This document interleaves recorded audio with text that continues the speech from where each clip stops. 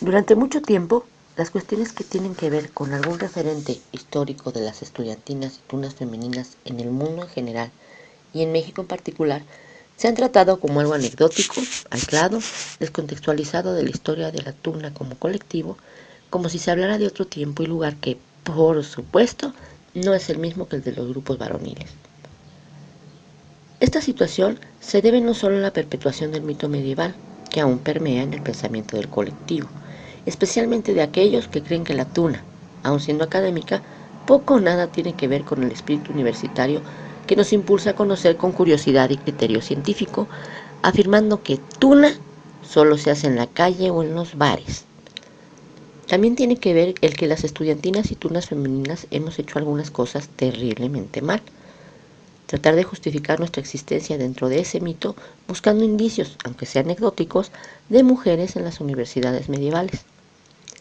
Alegar la evolución de una tradición y el derecho a ser incluidas desde las posiciones de liberación de la mujer. Segregarnos nosotras mismas en encuentros, certámenes y congresos exclusivamente femeninos y permitir que nuestra historia no se incluya como parte de la historia general del colectivo, puesto que ¿quién va a hablar?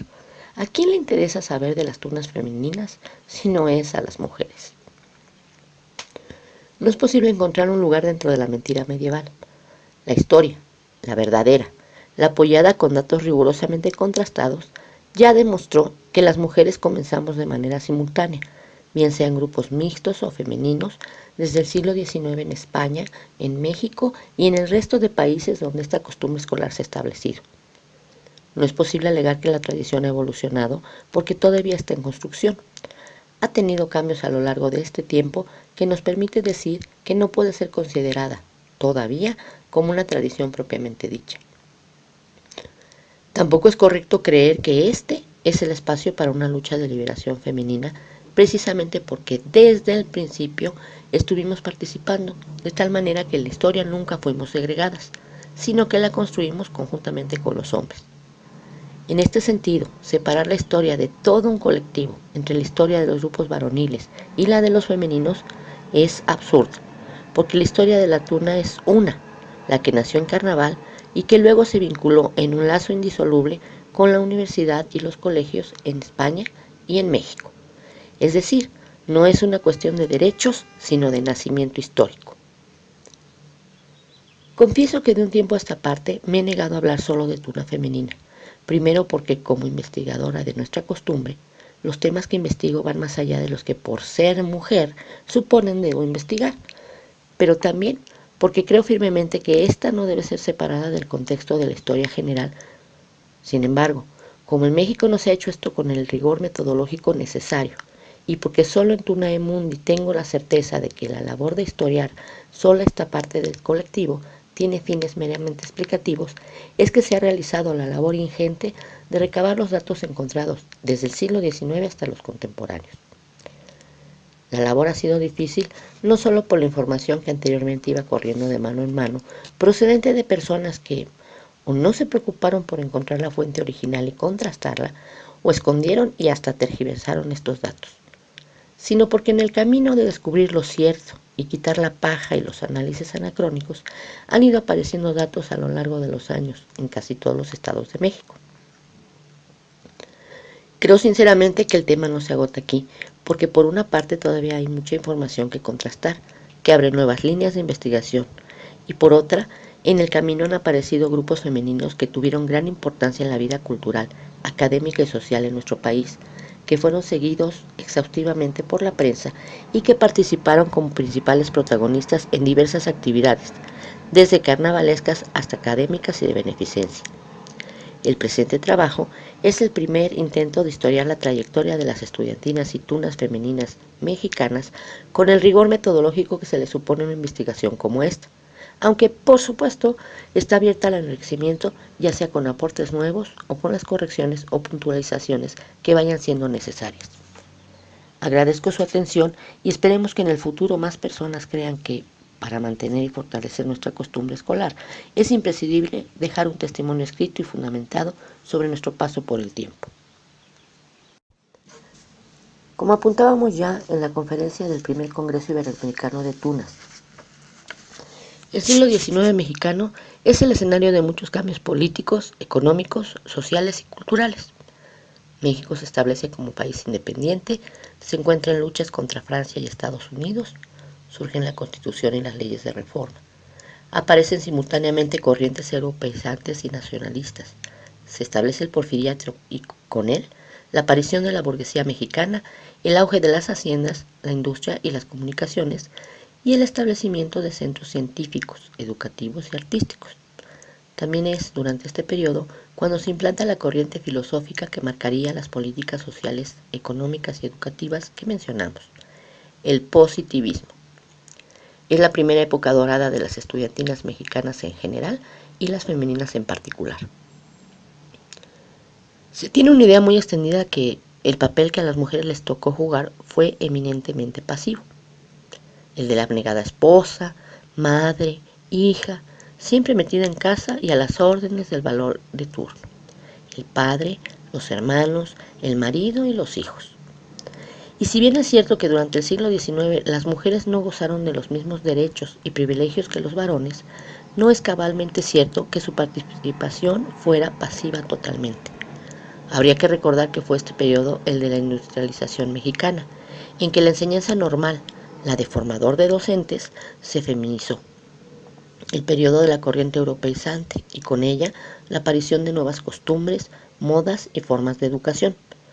Fue un periodo en el que no solo las políticas para la mujer tuvieron grandes cambios, al considerarse como de vital importancia que éstas adquirieran mayor participación en el acceso a la educación, por lo menos en ciertas áreas del currículo, así como en actividades artísticas que podían ser consideradas como parte del estadio positivo, el que hacía que las naciones pasaran a formar parte de un mundo civilizado.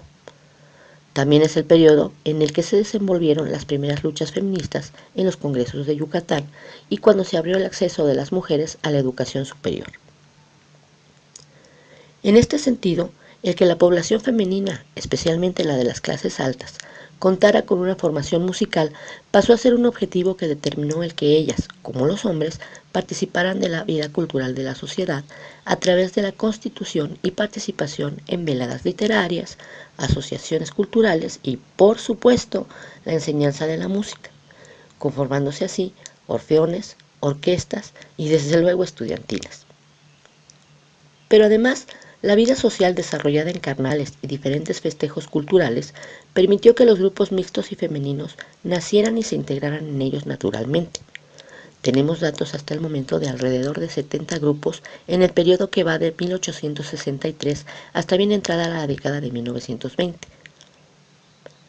Como es imposible mencionarlos a todos, haremos mención de los más significativos encontrados hasta el momento. El dato más antiguo de la participación femenina en una estudiantina mixta lo encontramos en 1863 en un grupo que se formó para el Carnaval de Mérida, promovido por Mus García y Ambrosio Cervera, quienes componen una guaracha para su presentación.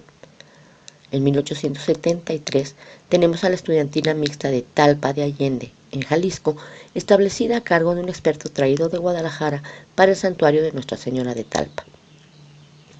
En 1876 encontramos la estudiantina mixta en Mazatlán, formada por Enrique Mora Andrade, compositor del Vals Alejandra, quien les enseñaba a tocar mandolina, violín y guitarra a sus integrantes. En 1879 aparece la comparsa estudiantina femenina formada por señoritas de buenas familias mexicanas en la Ciudad de México. Atribuyen su aparición a la influencia de la estudiantina del Casino Español. Es la estudiantina femenina más antigua que, hasta el momento, se ha encontrado. De 1881 a 1885 tenemos la estudiantina femenil Ixmiquilpan en Hidalgo, durante el gobierno estatal de Simón Cravioto.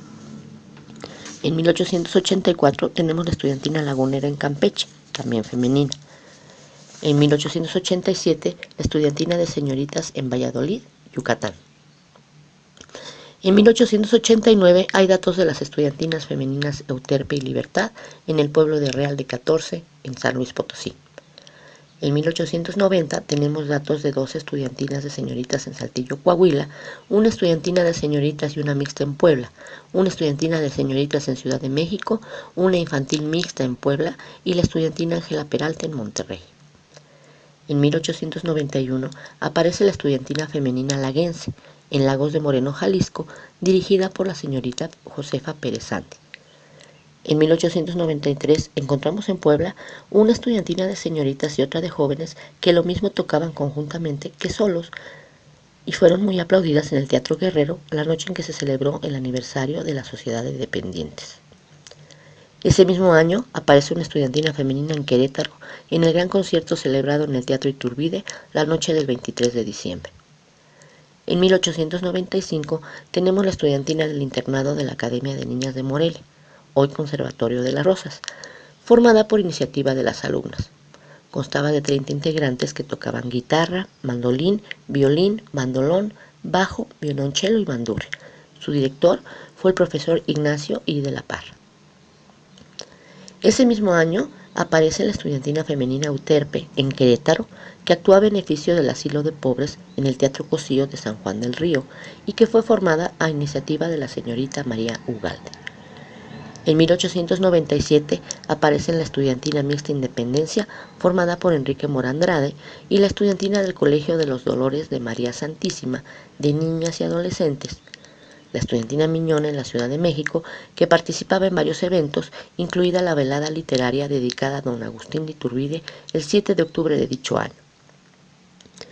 En 1898 tenemos la Estudiantina Mixta Felicidad, formada también por Enrique Mora Andrade, en Campeche.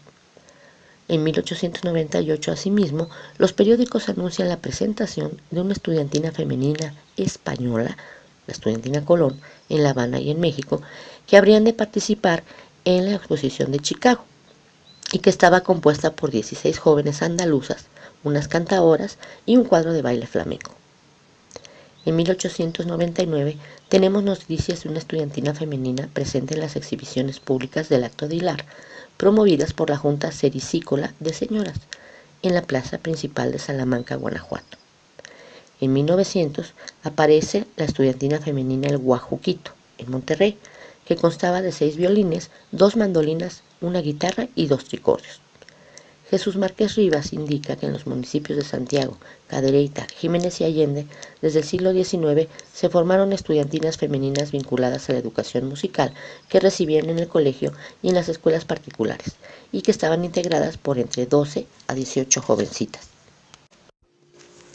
También en 1900 encontramos registros de la formación de una estudiantina de señoritas de alta sociedad en Puebla, dirigida por el señor profesor Francisco J. Talavera. Entre las integrantes se encontraban las señoritas Morales y Conde y las señoritas Reguera y Traslojeros. Participaban en la distribución de premios en el Colegio Teresiano, donde inauguraron sus trabajos. También ese año encontramos el dato de la estudiantina Tapatía Jalisco, que tenía planes para viajar a París, pero que no se han encontrado noticia alguna de que este viaje se haya realizado. Y una estudiantina mixta en Puebla, otra en Toluca. En 1901 tenemos la estudiantina de la Escuela Normal para Profesoras de Morelia, Michoacán, formada por 30 alumnas que tocaban guitarra, mandolina, violín, bandurria, bandolón y violonchelo. En 1902 tenemos noticias de la nueva estudiantina mixta de Tacubaya en la Ciudad de México. En 1903 tenemos el dato de la formación de la estudiantina de la Escuela Normal para Señoritas del Señor San José en León, Guanajuato, una estudiantina de señoritas para el Carnaval de Mérida, Yucatán, formada en la casa de don Manuel Castilla Echanove, y la estudiantina femenina del Hospicio de Puebla, bajo la dirección del profesor Talavera, y las señoritas Lucrecia Oliveros, Ana María Ricardo y Catalina Carranco. Ese mismo año tenemos el dato de la estudiantina mixta Blue Boy, que actúa en el Carnaval de Mérida, Yucatán. En 1904 hay datos de la estudiantina Euterpe, femenina, en Monterrey, Nuevo León. En 1905 tenemos constancia de la estudiantina mixta Blanco y Rojo, que participa en el Carnaval de Mérida, así como la estudiantina del Hospicio de Guadalajara, femenina. En 1906 tenemos a la estudiantina femenina en Nuevo León, de Pancho Villarrea, y a la estudiantina femenina de Cadereyta Jiménez. En 1908 hay datos de la estudiantina de niñas en Chicoloapan, Estado de México. En 1910 aparece la estudiantina femenina de Allende, en Nuevo León, y ese mismo año encontramos a la estudiantina musical mixta del Padre Castillo, que se organizó como medio cultural para renovar el coro del santuario de Nuestra Señora de Talpa, en Jalisco. Es también en 1910 donde hay constancia de la estudiantina mixta dirigida por Arturo y Óscar Braniff en la Ciudad de México. De acuerdo a la prensa de la época, fue organizada para felicitar a Porfirio Díaz por su cumpleaños en casa de la familia Escandón. Leobardo Muñoz Ledo Villegas, en una publicación de Tunae Mundi, presenta 2 imágenes de notas periodísticas donde se ofrece una lista de los integrantes. Otra nota de Liberia, recientemente encontrada, además de la lista completa de integrantes, se ofrece el programa ejecutado para tal ocasión en el Jardín del Alcázar de Chapultepec. Ese mismo año tenemos a una estudiantina de señoritas en Monterrey. En 1918 tenemos la estudiantina mixta, formada por Carolina González Núñez en la casa de Francisco González Arias, en Guadalajara, Jalisco. En 1920 hay una estudiantina femenina que participa en las charadas de Tlaquepaque en la casa del señor Enrique Álvarez del Castillo y en la velada a beneficio del ropero de los pobres en Guadalajara, Jalisco. A una estudiantina de señoritas en Yucatán y otra en Puebla, así como una estudiantina de niñas en la Ciudad de México. En 1921 hallamos a una estudiantina mixta en Autlán, Jalisco, que participa en las posadas de la familia Monroy. A la estudiantina femenina del Hospicio de Guadalajara, dirigida por el maestro Baudelio García, y que participa en las fiestas de Navidad en el patio La Huerta del Hospicio, en la presencia del gobernador profesor Basilio Vadillo y la directora de la Escuela Superior para Niñas, profesora Magdalena Cueva. Tocan la pieza Germania el 25 de diciembre. Toman parte de las conferencias científicas de medicina del Dr. Carlos Barrier, interpretando una selección de piezas de Rigoletto el 27 de abril. En el Festival Cultural a beneficio de la clase obrera en el Teatro de Gollado, tocan la gavota de Manuel M. Ponce el 19 de junio de 1922, y en el festival en honor del ciudadano gobernador sustituto del Estado, Antonio Valdés Ramírez, en el Salón de Actos de la Dirección General de Educación Primaria y Especial el 1 de marzo de 1923.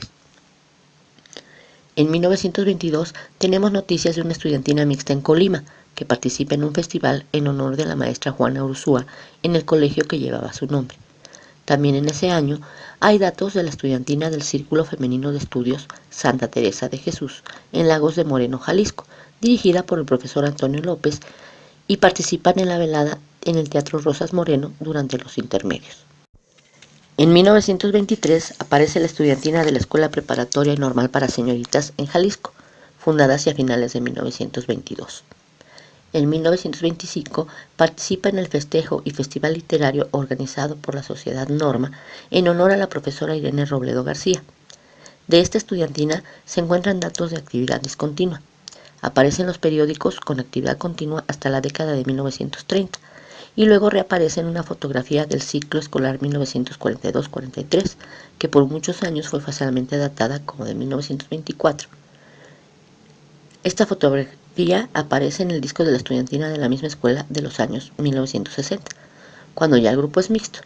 No hay datos que confirmen la continuidad de esta estudiantina desde 1943 hasta la década de los años de 1960. Hay también en 1923 dato fotográfico de una estudiantina de señoritas en Veracruz.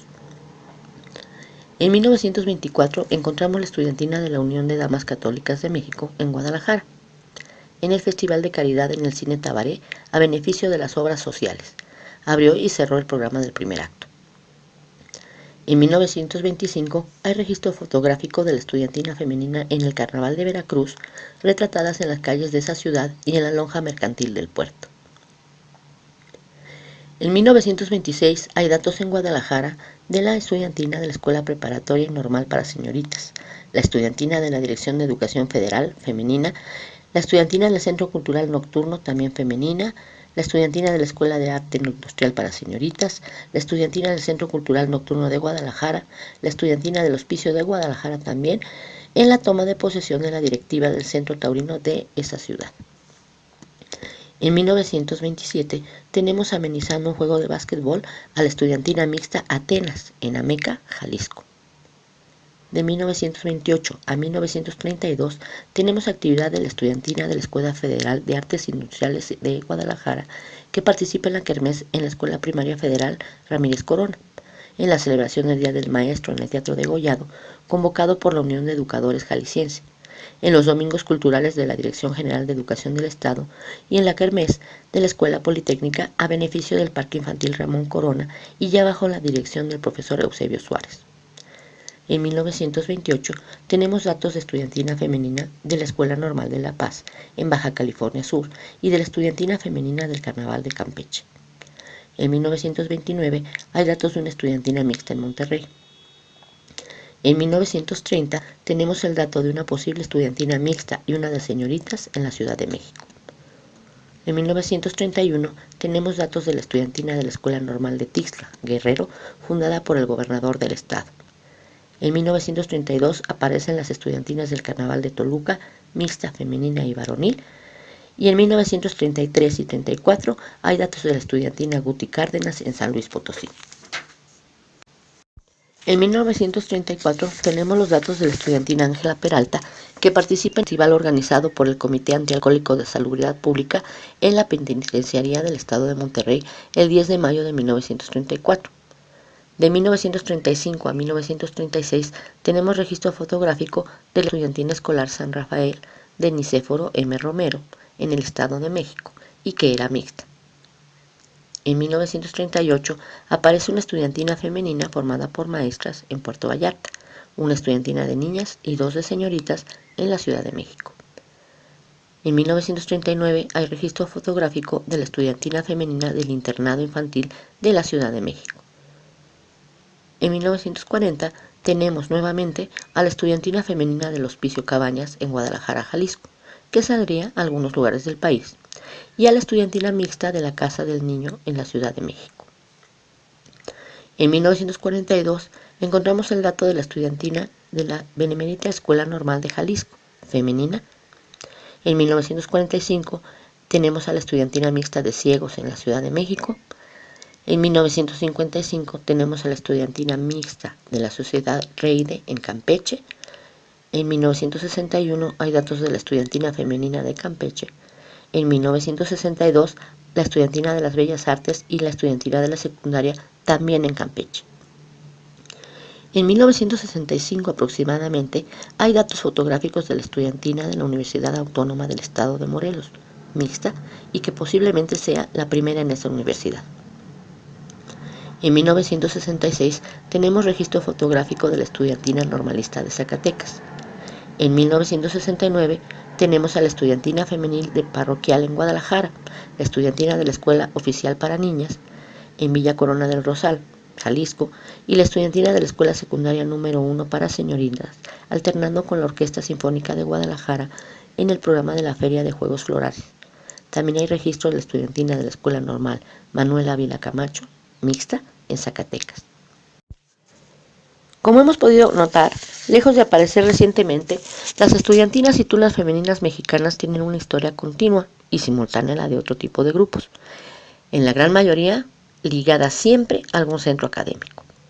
A partir de la década de los 1960, después de la aparición de la estudiantina de la Universidad de Guanajuato, la varonil con actividad continua más antigua en América, y en los años que van de 1970 a 1990, el número de grupos femeninos se ha incrementado, llegando a México a ser el país con mayor número de tunas y estudiantinas femeninas en el mundo, de acuerdo al censo realizado por Tunae Mundi hace algunos años.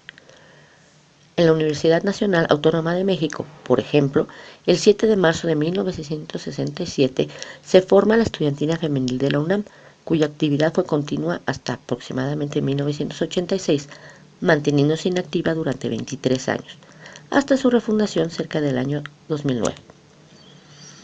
Y por hablar de las tunas femeninas con actividad continua y representatividad efectiva, podemos mencionar a la Tuna Femenil Azul y Oro de la UNAM, fundada en marzo de 1969, siendo la tuna femenina con actividad continua más antigua en el mundo. La Estudiantina Femenil de la Universidad Autónoma de Querétaro, fundada el 12 de diciembre de 1987, con 31 años de actividad continua y brillantísima. Y la Tuna Femenil de la Esiquie, fundada el 23 de mayo de 1997, que es la primera tuna femenina en el Instituto Politécnico Nacional y la más representativa en dicho instituto. Este crecimiento, empero, a partir de los años 80 del siglo pasado, no se ha visto exento de la misma serie de conflictos que se presentan en las tunas varoniles, pero además se ve incrementado por una situación que podemos denominar pseudo-conflicto. Aún hoy existen criterios erróneos, basados en los desaciertos históricos de quienes, hombres y mujeres, insisten en darle validez al mito medieval. El conflicto con este discurso estriba en que trata de apuntalarse a través de percepciones comunes, pseudo-concretas, y no de hechos verídicos o sustentados desde las diferentes disciplinas que pretenden involucrar, la historia y el correcto uso del lenguaje, por citar un ejemplo. Afirmaciones de historias mal contadas, de mitos, de estereotipos que se consideran como cualidades naturales de las mujeres. Y es en este sentido necesario agrupar este cúmulo de imprecisiones y falacias en diferentes categorías para poder explicarlas y refutarlas adecuadamente. Al principio de esta charla, cuando hablábamos de un conflicto innecesario o pseudo-conflicto, nos estábamos refiriendo precisamente al hecho de que los datos históricos hasta ahora encontrados en todos los países donde se haya implantada la tuna indican que nunca hemos necesitado justificar nuestra presencia actual. El cúmulo de fotografías, documentos, citas periodísticas y demás fuentes no dan pie para que se abra un debate, antiguo o nuevo, sobre si somos, no somos, podemos ser o nos dan permiso. Dado el acervo documental hallado, ni siquiera se puede decir que se nos haya segregado desde el siglo XIX, ni en la participación ni en la consideración. Era natural que estuviéramos ahí, dada la forma en la que nuestra costumbre apareció. Un siglo XIX plagado de grandes cambios y avances sociales, científicos y económicos en todo el mundo. Y era natural, además, si consideramos el objetivo principal con el que nacimos.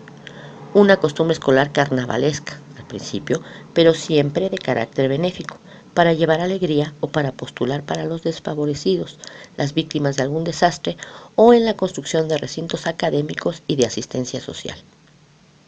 ¿Qué es entonces lo que llevó a pensar en épocas contemporáneas que las mujeres no podíamos formar parte de una tuna?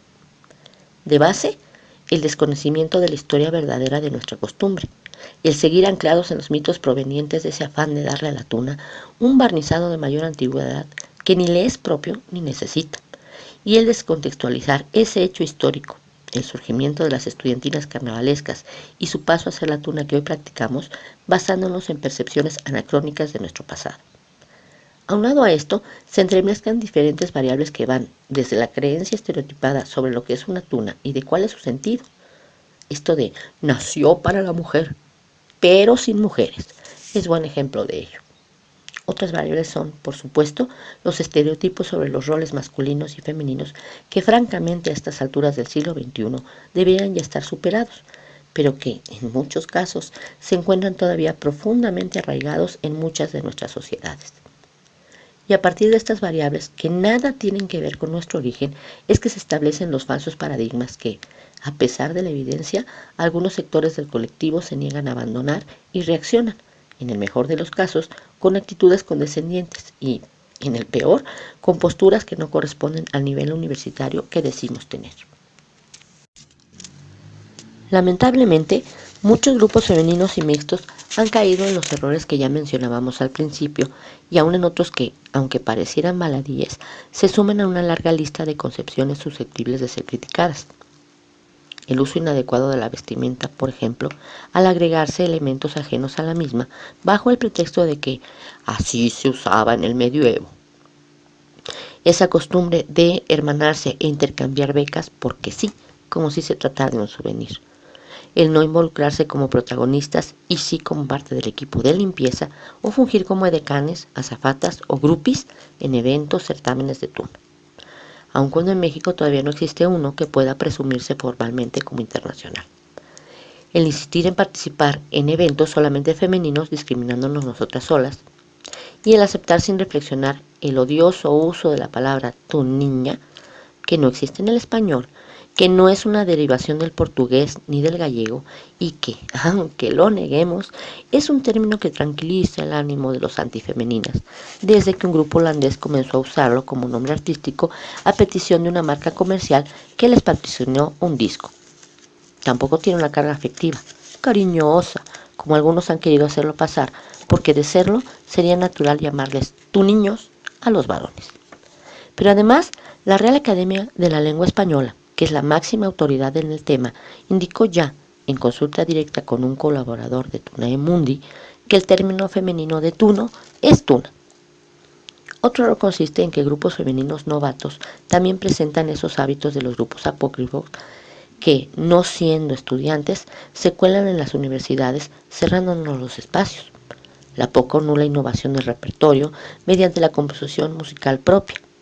El no llevar un registro escrito, fundamentado, de sus trayectorias e inventarse antigüedades, grados y logros inexistentes, y un largo etcétera que también afectan a los grupos varoniles y mixtos. La tuna nunca debió estar vetada para las mujeres, dado que cuando inició, en el siglo XIX, los grupos fueron femeninos, mixtos y varoniles. Como mencionábamos, no es una cuestión de derechos ni de evoluciones, sino una cuestión de nacimiento histórico. Si alguien a estas alturas y después de tantos datos encontrados sigue afirmando que no podemos estar aquí, solo evidencia ignorar nuestro pasado, en el mejor de los casos, y en el peor, el negar y tergiversar debido a la falta de oficio y de método al historiar y a las miradas anacrónicas y a los sesgos cognitivos que posee. No se trata de discutir si, mocito, dame un clavel, suena igual de ridículo que si el Adelito se fuera con otro, o el fin estampa caballero, quien te pudiera alcanzar, interpretado por varones, es tan inadecuado como el déjame que te cuente limeño.